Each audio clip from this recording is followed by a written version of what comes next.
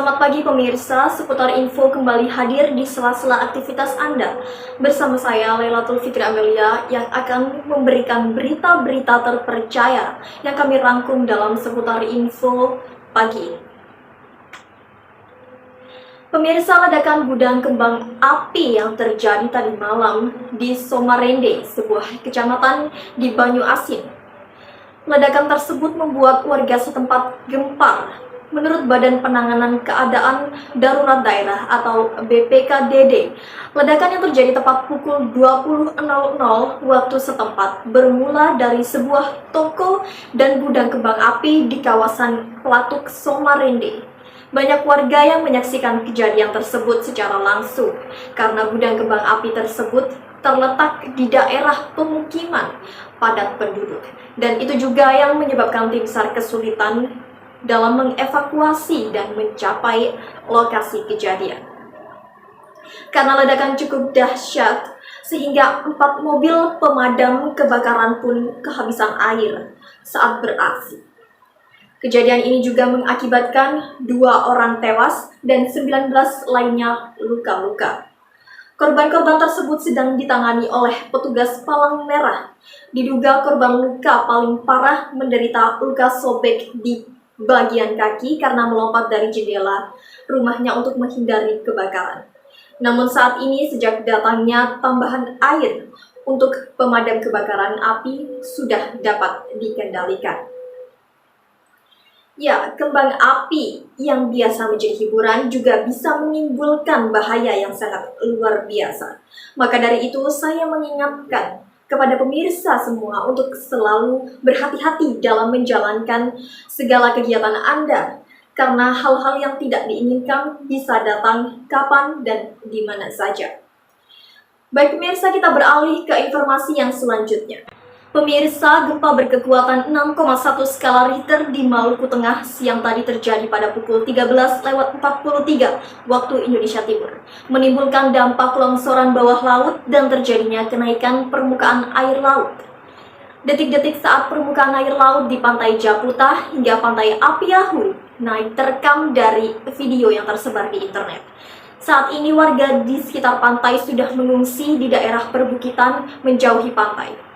BMKG melalui akun resminya di Twitter juga sudah memperingatkan potensi tsunami atau naiknya permukaan air laut akibat adanya longsor bawah laut sebagai dampak gempa 6,1 skala Richter. Naiknya permukaan air laut membuat panik para nelayan di sekitar pantai Japuti dan Apiahu, Maluku Tengah. Mereka berupaya menyelamatkan perahu dan kapal, tapi naiknya air laut berlangsung cepat sehingga nelayan tidak bisa mengikat perahunya ke tambatan. BMKG mengeluarkan peringatan potensi tsunami dan juga gempa susulan. BMKG meminta warga di sekitar pantai untuk segera menjauhi pantai dan menuju daerah yang lebih tinggi.